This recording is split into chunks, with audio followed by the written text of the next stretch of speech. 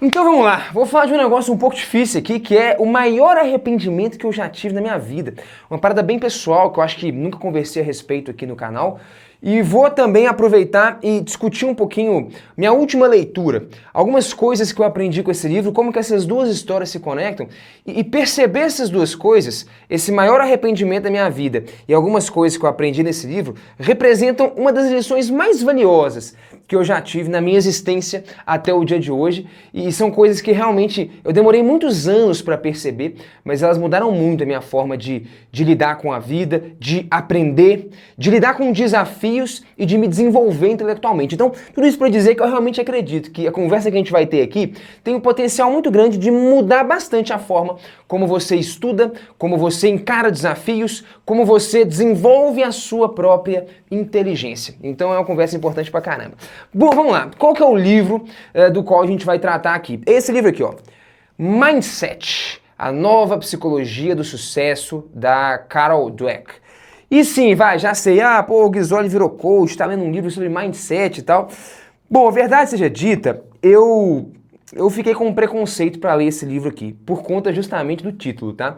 Eu ganhei esse livro de presente, tá? E ele ficou quase um ano parado na minha estante e escorado, justamente porque eu tava com um certo preconceito. Esse termo mindset, acho que acabou adquirindo uma conotação meio pejorativa, pelo menos aqui no Brasil, né? E eu deixei esse negócio de canto, não dei muita moral pro livro, não, até que eu tava escutando um podcast de um neurocientista que eu acompanho. Ele é da Universidade de Stanford, e ele é um cara muito gabaritado, um cara muito sério, e ele convidou a autora do livro pro podcast. Eles estavam trocando ideia e tal.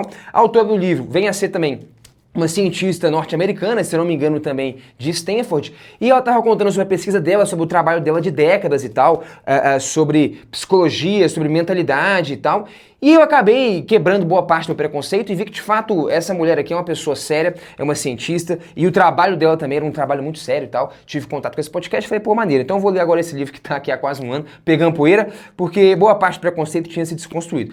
E bom, vamos lá, eu até troquei uma ideia com vocês em que eu cito esse livro aqui, né, e vocês pediram para que eu trouxesse mais detalhes um pouco dessa conversa. O lance do mindset aqui, né, ou mentalidade, como cai na tradução em português, basicamente funciona assim. Segundo a autora, existem dois tipos de mentalidade, a mentalidade fixa e a mentalidade de growth, que deve ser mentalidade de crescimento na tradução no Brasil. Então, mentalidade fixa e mentalidade de crescimento. Bicho, presta muita atenção, porque a autora, ela mostra, com várias evidências, como que o tipo de mentalidade que você tem influencia brutalmente na quantidade de desafios que você vai conseguir encarar na sua vida, no tanto que você vai conseguir crescer intelectualmente, profissionalmente, e do tanto que você vai, de fato, se sentir mais ou menos inteligente e conseguir desenvolver a sua inteligência.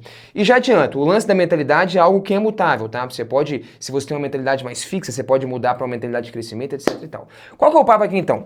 Para ela, a pessoa que tem a mentalidade de crescimento, diante de um desafio, é uma pessoa que fica animada. Então, eu até dei o exemplo nesse vídeo que eu citei ali. Por exemplo, aparece uma questão do ITA, uma questão muito difícil.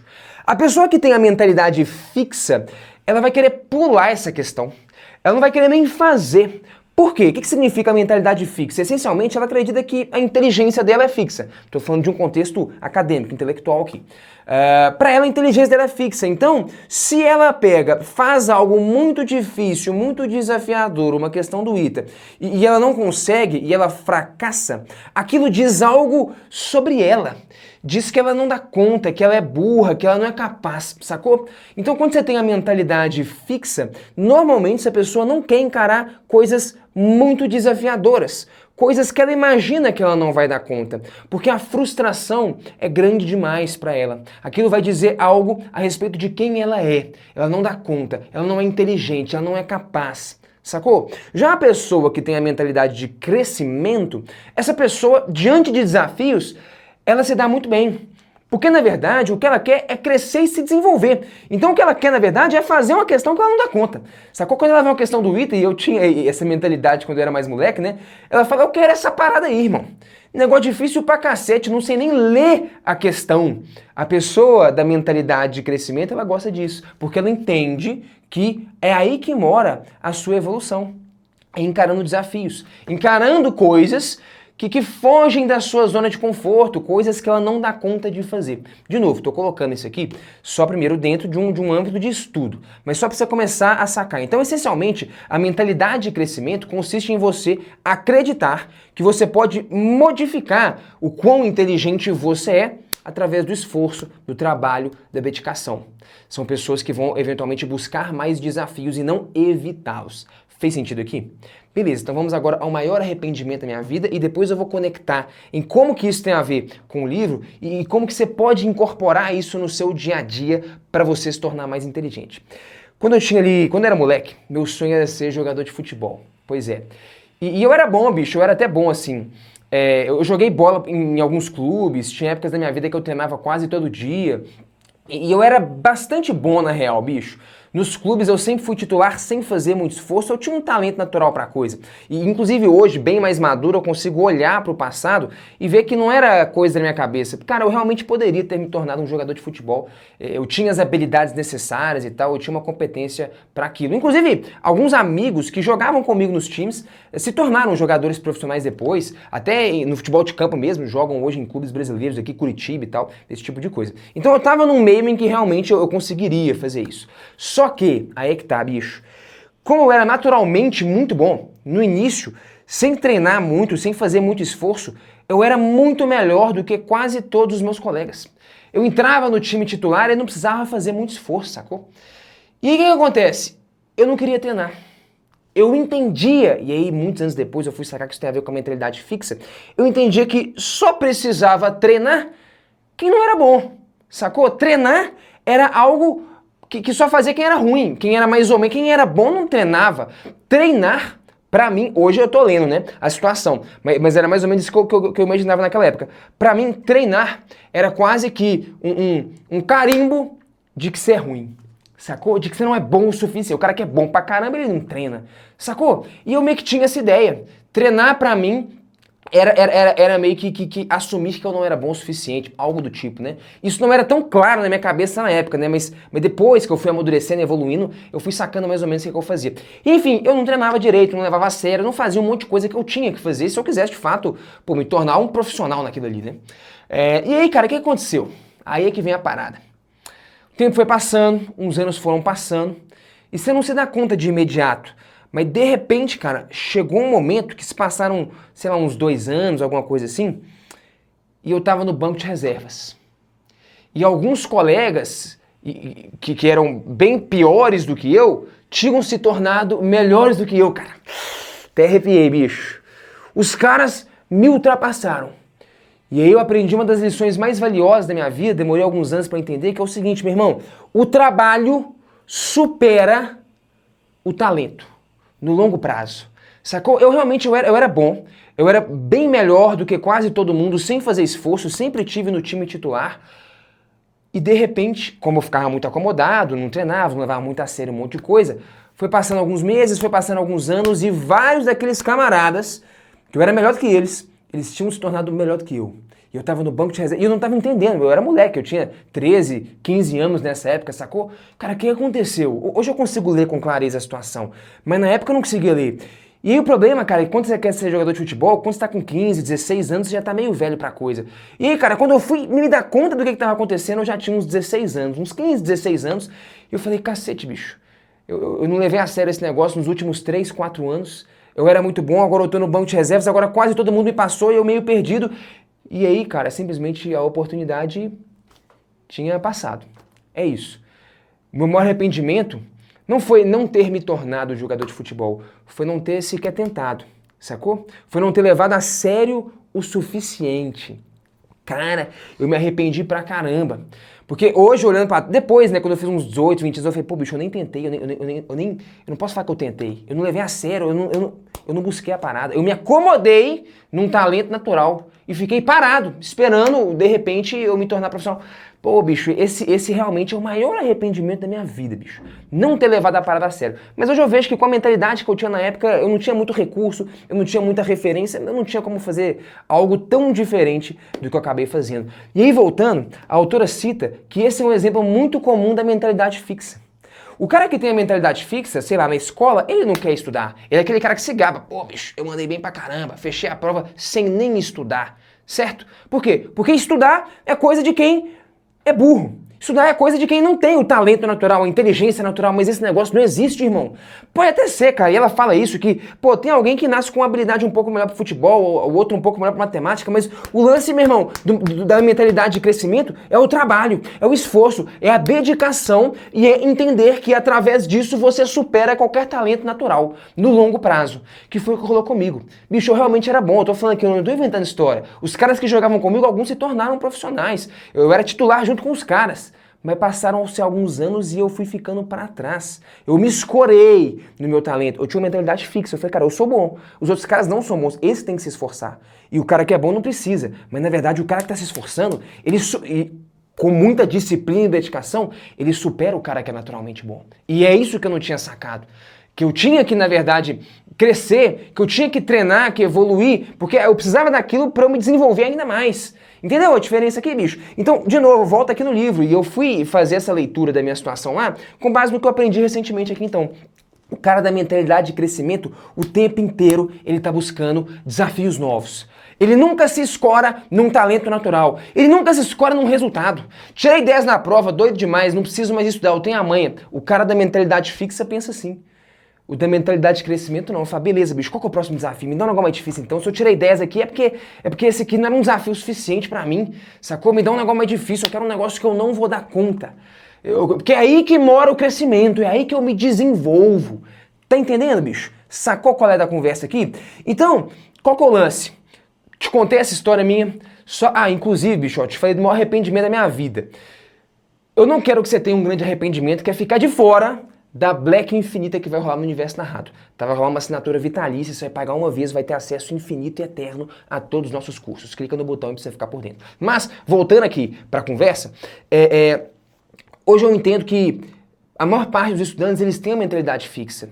Eles não gostam de encarar coisas difíceis porque aquilo vai dizer que eles não dão conta. Às vezes, se você tem um talento um pouquinho natural, você é bom em matemática, você não vai querer estudar. Porque o bonito é isso, é falar que você é muito bom, que você tirou uma nota muito alta sem nem estudar, não é? Ou seja, existe uma cultura em que a gente, de algum jeito, incentiva essa mentalidade fixa. E não a de crescimento. A de crescimento, meu irmão, é o seguinte, eu estou estudando o tempo inteiro para crescer. Estudar não é coisa de um cara que é burro, que não dá conta. Pelo contrário, é coisa de quem quer crescer e se desenvolver. A autora até cita, cara, um experimento com crianças. Olha que louco. Quando você dá um feedback, ela pega 2 grupos de crianças. Um deles, ela dá um feedback que tem a ver com a mentalidade fixa, que é o seguinte: parabéns, você é muito inteligente, você tirou uma nota incrível, você é muito esperto. Ela tá falando coisas fixas sobre a pessoa, rotulando a criança. Você é super inteligente, você é demais, você tem uma inteligência incrível, parabéns pelo resultado.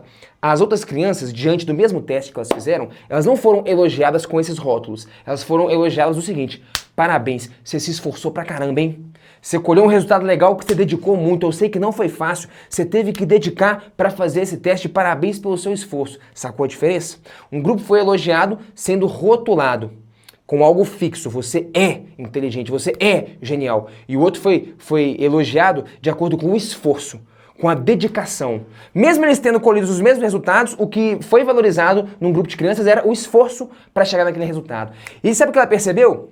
Quando ela fazia um novo teste mais difícil com as crianças que se achavam as inteligentes, elas não conseguiam encarar novos desafios. Elas tinham uma tendência muito maior de mentir os resultados. Quando perguntaram assim, e aí, quanto é que você fez nesse aqui? Ela tinha tirado 7, ela fala 9. Por quê? Porque eu tenho que sustentar que eu sou inteligente, porque falaram que eu sou. Olha que louco, bicho. E aí, diante desses desafios, elas não queriam fazer, elas não se sentiam tão confortáveis, porque, pô, bicho, fazer algo mais desafiador, se eu não der conta, eu vou deixar de ser inteligente, eu vou parecer burro, sacou? Ela tá fixa num rótulo. Já as crianças que tinham recebido feedback de crescimento, cara, você se esforçou, você se dedicou pra fazer isso, por isso você colheu um resultado bom, legal. Então essa criança, ela foi instruída a ver valor no esforço, na dedicação, né? Essas crianças mandaram melhor no segundo teste, que era mais desafiador, Mandaram muito melhor, ou seja, elas se dão muito melhor num ambiente que oferece desafios. Por quê? Porque ela foi educada, em alguma medida, ela recebeu o feedback em que o desafio é bom. Sacou? Não te faz ser burro não conseguir um desafio. Então elas se davam muito melhor. E elas não mentiam sobre os resultados. Então, comparando os dois grupos de crianças, esse aqui se deu muito melhor nos testes, o outro não só foi pior, como eles tinham uma tendência muito maior em mentir a nota, porque eles precisavam sustentar aquela imagem. Cara, muito louco isso, né? Então, eu recomendo fortemente que você leia esse livro se você é alguém que quer se tornar alguém mais inteligente, que quer crescer, que quer se desenvolver intelectualmente. Isso aqui, eu percebo que eu já praticava várias coisas que eu aprendi aqui, mas sem ter consciência e clareza do que se trata. Quando eu fui querer aprender matemática e física, o que me movia era de fato o desafio, né? E eu percebi o tanto eu pude crescer com isso. Inclusive, isso aqui é uma coisa interessante, né? Assinar a vitalícia do Universo Narrado é algo de quem tem a mentalidade de crescimento. Quem tem por quê? Porque na vitalícia você vai ter acesso eterno a todos os nossos cursos de matemática e física, a todos os futuros cursos que forem lançados. Você paga uma vez e tem acesso para sempre. Quem tem a mentalidade fixa, fala, não, bicho, eu quero pagar só por um ano porque eu tenho que estudar só para fazer o Enem. O estudo, ele é só um meio. Sacou? Quem tem a mentalidade de crescimento quer crescer, quer se desenvolver, quer estudar, igual eu aqui, sacou? Essa pessoa faz muito sentido ter a vida, não, eu vou ter pra sempre os cursos, legal. Sempre que lançar um curso novo, eu posso assistir, eu posso consultar os cursos até o infinito. Daqui 3, 5 anos, se eu quiser estudar matemática ou algo diferente, eu vou ter acesso. Tá entendendo? Faz sentido? Pô, essa aqui eu saquei só agora. Pra quem tem a mentalidade de crescimento, faz sentido pra caramba assinar a vitalícia. Você quer carregar o conhecimento consigo pra sempre. Você quer estar sempre estudando e se desenvolvendo, independente da área que você for seguir, cara. Sacou? O cara da mentalidade fixa, não, pô, matemática eu estudo, eu sou obrigado só pra fazer o Enem. Depois, graças a Deus, eu sou de humanas, sou de biológica, nunca mais preciso de matemática na minha vida. Essa é a mentalidade fixa. Enfim, eu queria discutir e abrir um pouquinho com você essas ideias. Eu realmente percebo, o maior arrependimento da minha vida, bicho, foi não ter me esforçado, ou sequer tentado ser um jogador de futebol, que era realmente algo com o que eu sonhava quando eu era moleque. Mas como eu disse, eu aprendi algumas lições muito importantes e lendo esse livro eu consegui costurá-las muito bem, que é o valor do trabalho, do esforço, da dedicação. Não interessa, bicho, e a autora deixa isso aqui claro. Ah, mas o meu irmão ele é melhor em matemática. Que se exploda, cara. Se você dedicar, se você trabalhar, se você tiver disciplina, você supera praticamente qualquer um. No longo prazo. Esse é o lance. A inteligência é treinável, é desenvolvível. Esse é o coração do que a autora quer sintetizar com a sua pesquisa dentro desse livro aqui. A inteligência é treinável. E eu não tinha essa manha quando eu era moleque e queria jogar futebol. Estou falando de inteligência aqui, mas isso se aplicaria a outras habilidades que a gente poderia desenvolver. É porque o nosso lance aqui é muito acadêmico, a gente está falando de estudos o tempo inteiro aqui do Universo Narrado. E eu espero que você tenha captado o coração dessa mensagem. E ó, o link para nossa Black Friday tá aí embaixo. Clique e se inscreve. E bom, a gente vai se esbarrando por aí. Espero que vocês tenham curtido. Me conta aí embaixo, compartilha comigo uma história sua sobre mentalidade fixa ou de crescimento. Se você teve algum insight com essa conversa, eu vou ficar muito feliz em saber. Valeu!